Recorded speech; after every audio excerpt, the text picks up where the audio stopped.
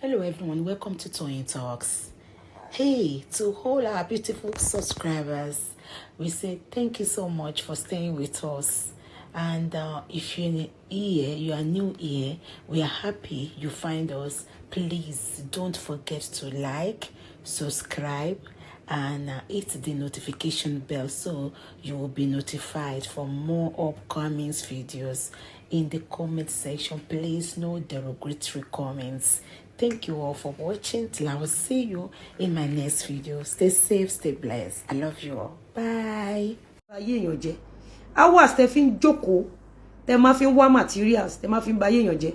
Hours yẹn ni Lizzy máa fi mọ bó ṣe fẹ́ gòkè ọ̀la láyé. Ìwọ Déwùnmí ní 2025 you came online. Ó ní Lizzy jẹ́ ká pàdé níbì kan. Májí kò ní dáa fún ìyá ẹ̀. Ó sọ pé ó fi ọkọ, ó fi yangàn. Ó fọmọ yangàn. Ó foríire yangàn. Ó fọlá yangàn. Ó fi dúkìá yangàn.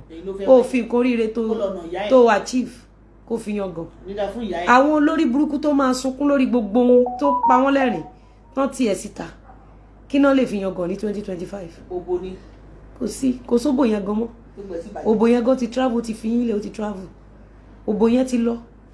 Aṣẹ́wó Èkó tàtò ló ń polówó. Nígbà táwọn ẹgbẹ́ yín tó ń ṣiṣẹ́ orí burúkú lẹ̀ ń ṣe, wọ́n ní ìgbà ò lọ bí òréré, ayé ò tán lọ bí ọ̀pá àbọ̀n. Nígbà tẹ́ ń waste away sí party from one party to another, tẹ́ ń waste away. Èsùn tẹ́rẹ́tẹ́rẹ́ táwa ń rí, èmi ń fi ọpọlọ mo fi ń multiply ẹ̀. Èmi lélẹ́lẹ́ ní ẹ̀yin dà ní 2025 òun sọ fún estate owner ó ní kó pàdé MB kan. Òun sọ fún ẹni tó ń lo Oddly ó ní kó pàdé ẹ̀ níbì kan. Ó rí pé ò lè méèkì ẹ̀ mọ́tọmọ́tọmọ́ tó máa fi jáde láyé. Déwùnmí mo rí ṣò tó ṣe tó bá bígba ọmọ wa mọ sàárè wọn. Ìwọ Déwùnmí Fatai àti ẹni tó ń gbèjà, ẹ̀yin méjèèjì mẹ́ta ní mẹ́wàá gbogbo yín, Déwùnmí Fatai àtẹni tó ń gbèjẹ àtẹni tó ń gbèjà, tẹ́ bá bígba ọmọ ẹ mọ sàárè àwọn ọmọ yín. Gbogbo ohun tó ń pa yín lẹ́rìn lórí àwọn ọmọ yín la pa yín lẹ́kún kíkorò. Àbákú báyìí láṣọ ewúrẹ́ Déwùnmí ó máa borí burúkú kú pérégedé ní tọmọtọmọ ẹ àtàwọn tó ń gbèjà àtàwọn tó ń gbèjà. For the fact pé mi ò ta sí ẹ, you have the effrontery, is the audacity for me. O take time ẹ, o download video mi, o post ẹ sí page ẹ, o wá ń pè ìyá ẹ lólórí burúkú. Ẹni tó ń gbèjà tó máa fojú sunkún gbogbo ọmọ tó tara ẹ jáde, o wá ń pè lórúkọ láì ṣe mi. Ó tún wá ń sọ wípé kò sẹ́ni tó máa fẹ́ àwọn ọmọ ẹ̀, ṣé wọ́n réèyàn fẹ́? Déwùnmí lẹ́nu ẹ̀. Olóṣì tó ti lélẹ̀. Ẹni tó ń gbèjà gan ó ti tán fún, ó ti lélẹ̀. Ìwọ̀nba iye arúgbó ọjọ́ àdàgbà má pààrọ̀ òye. Èyí tó èyí rédèrèdè yẹn ṣe bí ransom lẹ fi pín ẹ̀ mọ́lẹ̀. Ransom ni nàún. Ransom lẹ fi pin ẹ mọ́lẹ̀. Ransom ni. If not for ransom, ẹ jẹ́ ká mọ̀ àwọn tó gbé ọmọ tó ṣolóògbé yẹn. Ẹ jẹ́ ká mọ̀ àwọn tó gbé travel. Ẹ jẹ́ ká mọ̀ ìlú tó ń gbé travel lọ. Ẹ jẹ́ ká mọ̀ iye tó pa. Ẹ jẹ́ ká mọ̀ bí tó ń sanwó ẹ̀ sí. Ẹ mọ̀ iye narrative tẹ push ni. All because àwọn tó gbọ́mọ yẹn travel. Ẹ fẹ́ ká sọ̀rọ̀ lọ síbẹ̀. Ẹ mọ̀ iye narrative tẹ push. Any justice for Mohbad nígbà tán lọ wú òkú ọmọ, any justice ẹ wá lẹ fẹ́ fún ní befitting burial. Is befitting burial justice for Mohbad? Kí ni nǹkan tẹ́ ń tọ́jú, kí ni nǹkan tẹ́ ń bò, bó pẹ́ bóyá ẹran tẹ́ ẹ dè mọ́lẹ̀ tó bá ti tú bí ò dẹ̀ tú bó bá lọ síbi tó yẹ kó lọ, gbogbo material tẹ́ holding to ransom oníbọ́lọ́hún ṣe lè yọ tó jẹ́ pàṣírí yín á tú kedere fún gbogbo àgbáyé. Kẹ́sìn yín lè bá pọ̀ dáadáa jù báyìí lọ.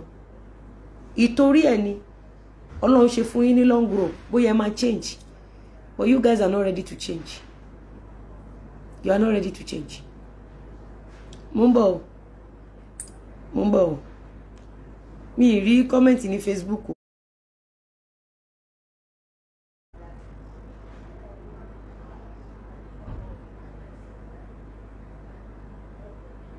Wọ́n ti guard against Lema. ṣó ìka tó ṣe ṣó ó ní bọ́lá ń ṣe lè yọ ṣé ti gáde against Lema ni Lema ìrìyàn tún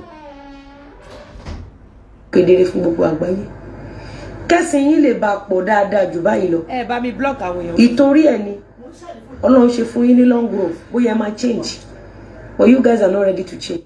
ọ̀nà ti gang against Lema that beautiful young ó máa look away ni ṣeré anywhere tó bá ti rí pé wọ́n tó àṣírí wọn pé wọ́n sọ pé nǹkan báyìí lọ́ọ́ ṣe fún yín wọ́n máa lọ ń gáàgì wọlé mí náà ṣe sọ pé àwọn warriors because ẹ mọ̀ pé àwọn warriors wò pé onínúure ni pé àwọn náà káwọn kọ́ soft spedal but níbi tá a bọ̀rọ̀ dé ojú fún ojú ẹ̀jẹ̀ fún ẹ̀jẹ̀ ẹ̀jẹ̀ fún ẹ̀jẹ̀ ni bẹ́ẹ̀ ni. if they come ẹ fi ìpè pati wọn any block tó bá ti gbé yín ní negative way kí wọ́n go there massively kí wọ́n bring account yẹn down. Lema yẹn ni lady tí mo rí tó ń ṣe fídíò lẹ́jọ́ mẹ́ta ìyá tó ń sọ̀rọ̀ ó tọ̀rọ̀ ló sọ but wọ́n fẹ́ kọ́ sọ̀rọ̀. no wọ́n ti kọ́kọ́ tì síta mo rí but wọ́n set up ní ẹ̀kan ni nígbà tó ń set up èmi mọ̀ kan set up ni mo ti sọ fún àwọn tó ń lo social media àtàwọn tó ń cut video àtàwọn ọmọ tó ń bá wọn búyàn kiri mo ti sọ fún wọn nǹkan tó ń ṣe lélẹ̀ wọ́n mọ̀ pípé tí ń jà wọn wá fẹ́ képe yẹn dá wọn jà tẹ́ bá wo process yẹn lórí cyberspace wa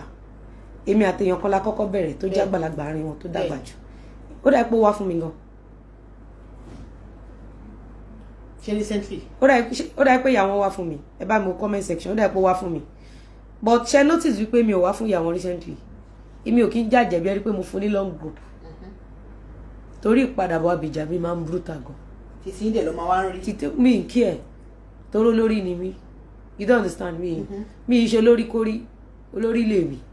So now kọ́ tí mo fẹ́ sọ lélẹ̀ ńgbà tí wọ́n ti Lema síta mi ò mọ Lema o but kó máa rókì lọ́kàn Lema they actually went to Lema through maybe WhatsApp group àbí kíní tó máa ń ṣe yẹn ó náà máa fi ti Lema and the reason tó ń ṣe ti Lema ni wípé ọjọ́ tó fẹ́ gbé Lema wá sí orí Facebook èmi ni mo defend Lema ṣé ó ti yé wọ́n wá stop ṣé you get wọ́n stop ńgbà tán stop wọ́n wá ṣe lọ bá pé kó wá ṣe show Z yes ma if you notice something mi ò dá wọn lóhùn gbogbo bọ́n yẹn ń pè mí tán call me out until ìgbà tí Lema sọ̀rọ̀ ńgbà tí Lema sọ̀rọ̀ wọ́n ti ń bá wa get nǹkan kan bọ̀. kí ló ṣẹlẹ̀ mo báyìí mẹ́sàn sọ̀rọ̀ àbá lórí show ṣe ṣáàṣe tó bá dà ṣe tó bá dà wá ṣé you understand ngbà tí Lema sọ̀rọ̀ mo ní gbogbo everybody tó ṣe show ni mo máa dá lóhùn ngbà tí mo wá ń ṣe show mi wọ́n ti wá ganu thinking pé màá lọ fún Lema but mi ò lọ fún the reason tí mi ṣe lọ fún ni wípé she's a one pretty girl I just like she's a young girl ṣé you understand you know I don't go for people anyhow kí n tó lọ fún yàn á ti máa wá kí n tó lọ so mo rò pé gbà tí Lema ṣe show yẹn àwọn kankan tó rí ibi tí mo ti defend Lema yẹn wọ́n wá lọ bá Lema ṣé you understand mo rò pé nǹkan tó yẹ kí Lema wá tún ṣòṣì the only offence tó wà lẹ́ni wípé mi ò lọ fún Lema ṣé you get nígbà tí wọ́n dẹ̀ kọ́kọ́ fẹ́ lọ fún Lema wọ́n rí wípé mo cut àwọn down ṣòye so ẹ jẹ́ ká máa gbádùn oṣù wa mi ì rí comment tó dẹ̀ dùn mí gan. àwọn tí ń lọ jẹ́ kí n kọ́ yín bẹ̀ ṣe máa ṣe ẹ ṣe bẹ́ẹ̀ ni pé ẹ fẹ́ hẹ́ǹd láì lórí Facebook ṣe bẹ́ẹ̀ ni pé ẹ fẹ́ hẹ́ǹd òun náà ni ó yá ẹ wá dá padà ó ti wá kò wá kọ́mẹ̀ntì wá mo ti rí love and like kọ́mẹ̀ntì wá ẹ ṣe bẹ́ẹ̀ ni pé ẹ fẹ́ hẹ́ǹd ẹ tún dá padà ẹ má lọ hẹ́ǹd o mi lọ hẹ́ǹd tó bá ti ń ròlù yẹn ẹ máa sáré dá padà ṣó ti wá kò wá ṣé kí n gbé wá sọ́dọ̀ yẹn kẹ̀ máa rí ẹ jẹ́ kí n fi ẹ̀dì ọ̀dà fò mí ó yà torí mo fi ní blog. ok ẹ fún mi so ẹ jẹ́ ká gbádùn ẹrùn ètùtù àwọn ọmọ yahoo. ìbọn tẹ́pọ̀ ní skin mọ̀ last layer ló ní ta ló fẹ́ bẹ́ẹ̀ ṣe o many body máa yan tó mọ. ẹni tó ń gbèjà tó máa fojú sunkún àwọn ọmọ ẹ̀ yàtọ̀ sí pé kò ní skin ó hun jọ yàtọ̀ sí pé ó hun jọ kò lógo yàtọ̀ sí pé kò lógo jẹ́ kí n describe ẹni tó ń gbèjà number one kò ní face kò ní skin kò tọ́ orí ẹ̀ ó ní bí ọlọ́run ṣe máa ń mọ orí ọlọ́run ò mọ orí ẹ̀ dáadáa orí ẹ̀ àtẹ orí ẹni tó ń gbèjà àtẹ orí ẹ̀ ò lè gbé ògo àtẹ orí ẹ̀ kò lè gbé ògo sórí ẹni tó bá máa lógo ó ní bí àtẹ orí wọn ṣe máa ń rí ìwọ mọ̀ má bínú àtẹ orí ẹ̀ ò lè gbé ògo ìyẹn ni tó ń gbèjà tó máa ṣorí burúkú tọmọtọmọ ẹ̀ àtàwọn tó ń gbèjẹ tó máa ṣorí burúkú tọmọtọmọ wọn àdàbí tó bá jẹ́ pé èmi mo kọ́kọ́ wá fún yín àdàbí tí n bá ṣẹ̀yìn lókù ẹni tó ń gbèjà ṣèpò orí ẹ̀ àtẹ orí ẹ̀ kò lè gbé ògo ẹlẹ́ẹ̀kejì kò ní skin ẹ̀ ń hun jọ ẹlẹ́ẹ̀kẹta kò ní stature ẹlẹ́ẹ̀kẹrin òbó ti bàjẹ́ ẹlẹ́ẹ̀karùn fùrọ̀ ti bẹ́ láti 1960 ẹlẹ́ẹ̀keje ó ní láti pààrọ̀ ti fún tẹ̀dó ẹ̀ débi ẹnu débi eyín nítorí kò sí kankan tó ṣiṣẹ́ mọ́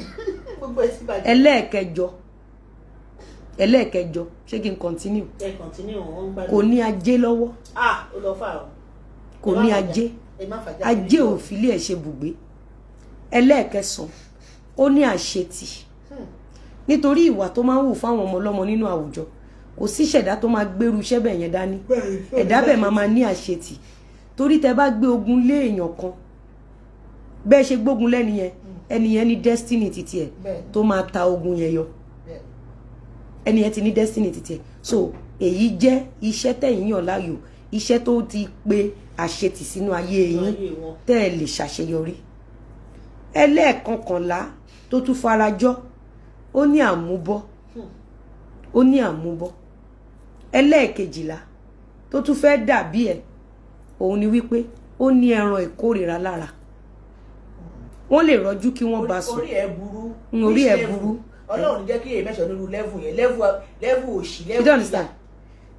So orí ẹ̀ burú èyí tó dàbí 13 èyí tó tún wá dá ipò fẹ́ lè díẹ̀ nínú àwọn ogun tó ń jà òun ni pé ó máa ń ṣẹ̀sìn kiri bíi kọkùnrin release voice note ẹ̀ bíi kóbìnrin kan fi ṣẹ̀sìn pé ó yáwó àbọ̀n bá da nǹkan pọ̀ ó lu jìbìtì wọ́n wá gbé dé kóòtù àbọ̀n gbé lọ station ọjọ́ tèmi ti wà orí kí n lọ gbowó lọ́wọ́ èèyàn kí n má deliver èyí tó dà bẹ́ẹ̀ tá a bá ní ká jump sí 14 ó jẹ́ ẹ̀dá tí ẹnu ń kùn nítorí pé ó ti ṣaburú títí débi wípé aburú ti wá written all over her tó bá dọjọ́ iwájú bá ṣe ń ṣe ṣó yìí lọ màá máa sọ fún ẹ irú ìṣẹ̀dá sórí nígbà tí wọ́n ń bá rìn òun ló kó orí burúkú ràn ìwọ ni ìwọ ṣe reduce sí òkìrìkà wàá rí pé báyé títí ẹ ṣe bàjẹ́ tó odidi makeup artist fáwọn onítíátà ó wá ń ta òkìrìkà náà kẹ̀dẹ̀ tún nìyí tẹ́ bá lọ wo òkìrìkà ọkùnrin ló ń tà kò ta tóbìnrin wọ́n á gba òbò nídìí ẹ̀ Déwùmí Fatai wọ́n á gba òbò nídìí ẹ̀ wọ́n á gba òbò nídìí ìyá ẹ̀ wọ́n á ṣe wàá bẹ́ẹ̀ ra òkìrìkà kan orígbó dì ṣé o mọ̀ pé ìgbésí ayé ẹ tún wá rún ju àwọn òkìrìkà yẹn lọ. wàgán mọ̀ nínú ayé Ọlọ́run máa mú wa èmi ò ń jà irú ẹ̀ tí bá fẹ́ bá rú ẹ̀ jà. o kì í jà ẹ̀kọ́ máa ń gang up láti parọ́ mọ́ àwọn èèyàn láti gba owó ipá àbí ẹ̀kọ́ máa ń gang up láti bà iṣẹ́ àwọn èèyàn jẹ́ ẹ̀kọ́ máa ń gang up láti bà ayé àwọn èèyàn jẹ́ ìwọ náà wá wò ó gbẹ̀yìn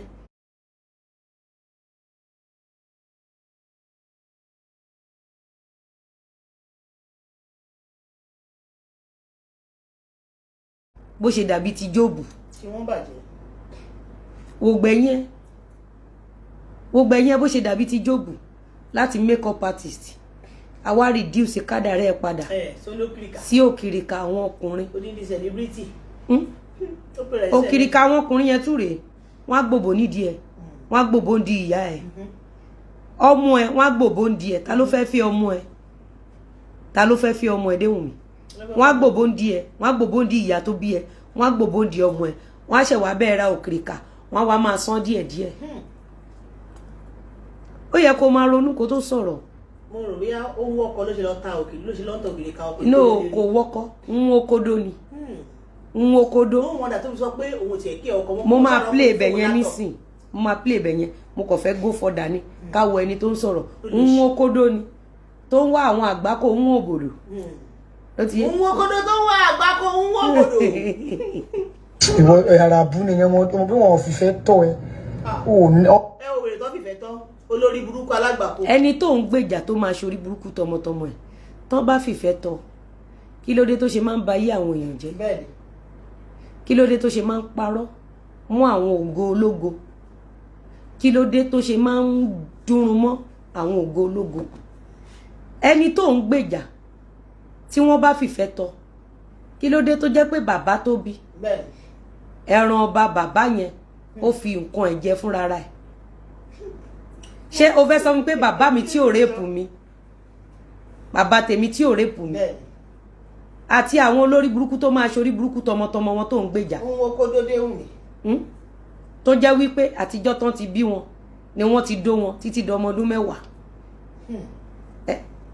láti inú oyún gan ni bàbá wọn ti ń dó wọn torí tí ìyá bá làbò lẹ̀ láti ta lọmọ náà máa ti la òbò lẹ̀ láti inú ilé bókò bàbá ṣe ń wọlé ọmọ ló ń wò bọ ọmọ fúnra ẹ̀ ńgbà tọmọdé máa dé ọmọ òkókó olóbò jìngòzà ẹran bàbá fi ju ọba jẹ ta ni wọn ò fi fẹ́ tọ́ inú èmi àtàwọn olórí burúkú tó ń gbèjà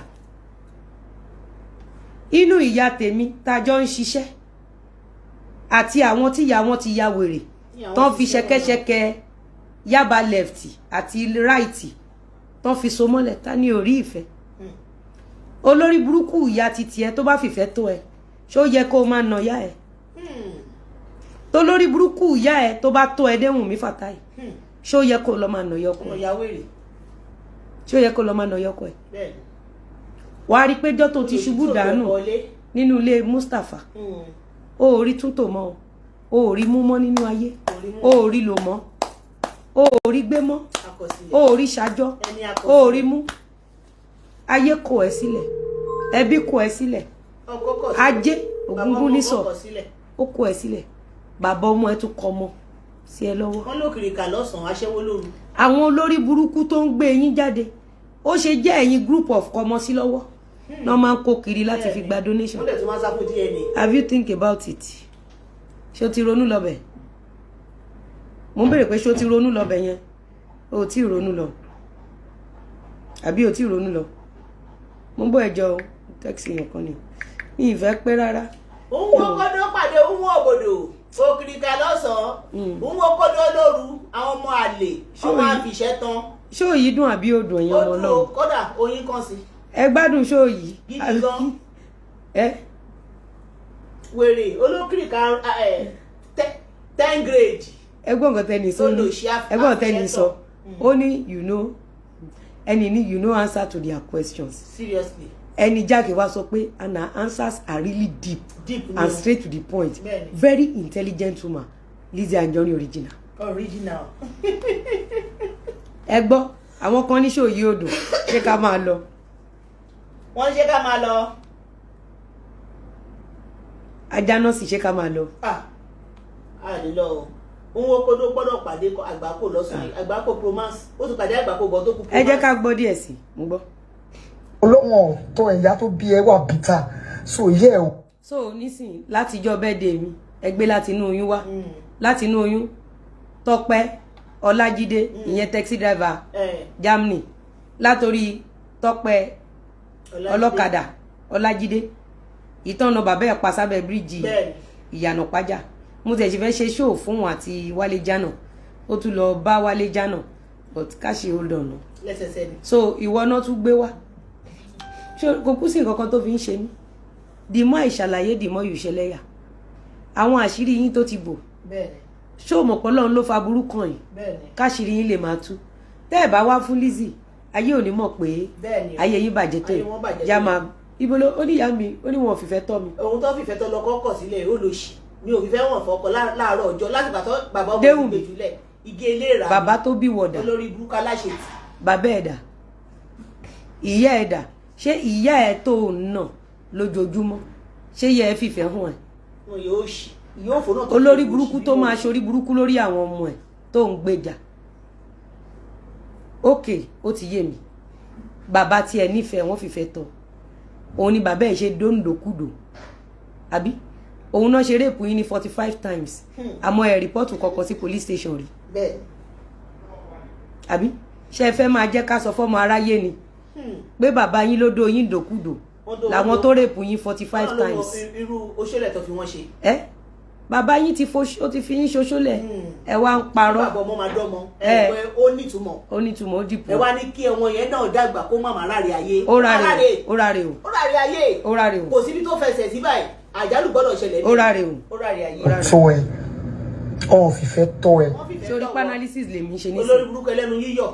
tó bá jẹ́ wípé kí bàbá máa rèpù ọmọ bó ṣe ṣẹlẹ̀ sáwọn tó ń gbèjà ní love mo gbà pé nǹkan tó sọ yẹn kó máa lọ bẹ́ẹ̀ ìfẹ́ tí bàbá mi fi tọ́ mi ìfẹ́ pé kò rèpù mi ni ó ti yẹn ẹ̀yin tí wọ́n dẹ̀ fìfẹ́ pé bàbá yín rèpù yín tọ́ ẹ máa gbéfẹ́ rapist bàbá yín lọ àbí kò ṣọ́ọ̀kì wọ́n náà kán rèpù èèyàn 45 times kẹ́dẹ̀ má rìpọ́tù ní police station kankan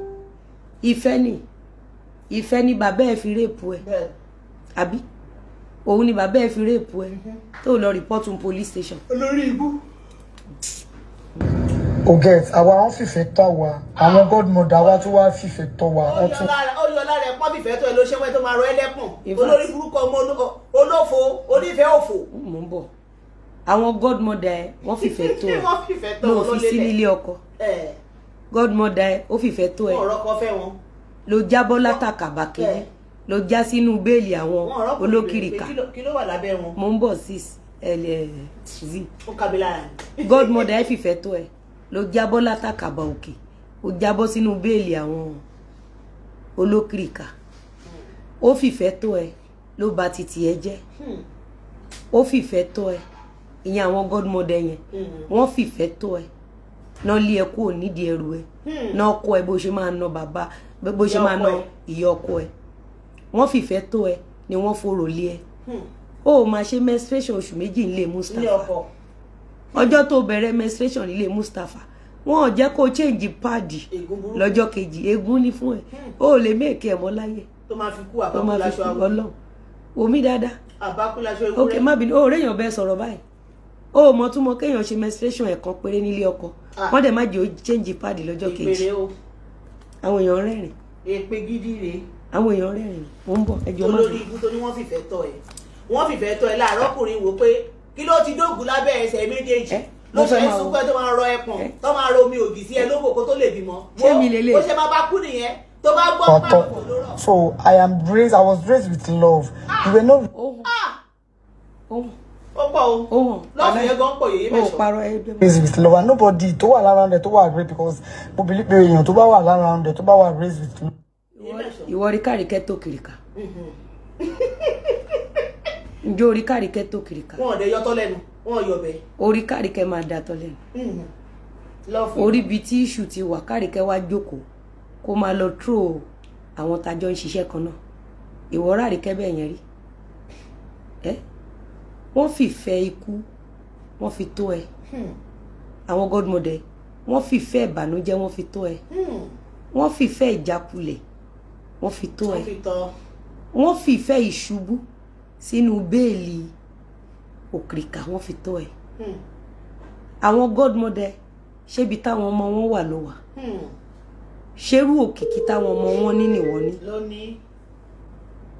ṣé bọ́n ṣe pákéjì àwọn ọmọ wọn nìyẹn náà ṣe pákéjì wọ wọ́n nífẹ̀ẹ́ tòótọ́ wọ́n nífẹ̀ẹ́ Ọlọ́run ló ní kó rí bẹ́ẹ̀ fún ẹ ìyá tó bí olórí burúkú ìyá ẹ tí ò ní jèrè gbogbo ọmọ tó tara ẹ jáde ìwọ́dé Wùnmí Fàtáì tó máa sunkún kíkorò lórí àwọn ọmọ ẹ gidi gan àṣẹ o àwọn tó ń gbèjà táwọn tó ń gbèjẹ tó máa sunkún kíkorò lórí àwọn ọmọ ẹ àṣẹ wá àdàbí bẹ́ẹ̀ni tó bá jẹ́ mi ni mo kọ́kọ́ wá fún yín bẹ́ẹ̀ni ìfẹ́ tán fi tó ẹ àwa náà rí pé ìfẹ́ gidi ni ìfẹ́ òkìrìkà ìfẹ́ ìjákulẹ̀ ìfẹ́ single mother tó kò gbọ́mọ ìfẹ́ àpadà sábúrú ìfẹ́ ká máa sunkún pẹ́ fún alẹ́ omi ẹkùn yín afẹ́ bímọ.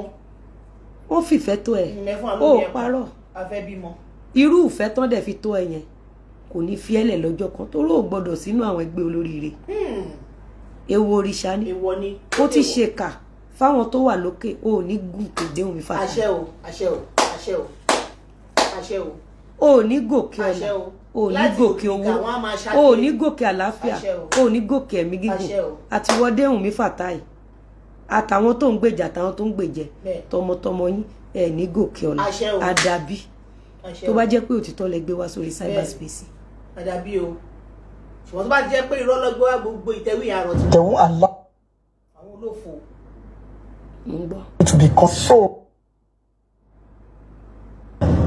I won't allow you to drag me into your mess because you are a àbúlórí burúkú ni ẹ̀ka ló kọ́kọ́ wá fún yèyé mẹ́sàn-án ó máa ṣòfò ara ó máa ṣòfò ẹ̀mí ni kò ní a ṣòfò tọmọtọmọ déhùn mi fàtà wàá ṣòfò tọmọtọmọ kò ní dá fún àti wáyé ẹ̀ ẹnu ajé làwa fi ń gégùn fún ẹ òkò tó bí ẹ kò ní dá fún ẹnu ajé làwa fi ń gégùn fún àwọn tó ń gbèjẹ àtàwọn tó ń gbèjà déhùn mi fàtà ò ní jẹ́ èèyàn kò tiẹ̀ ní dá fún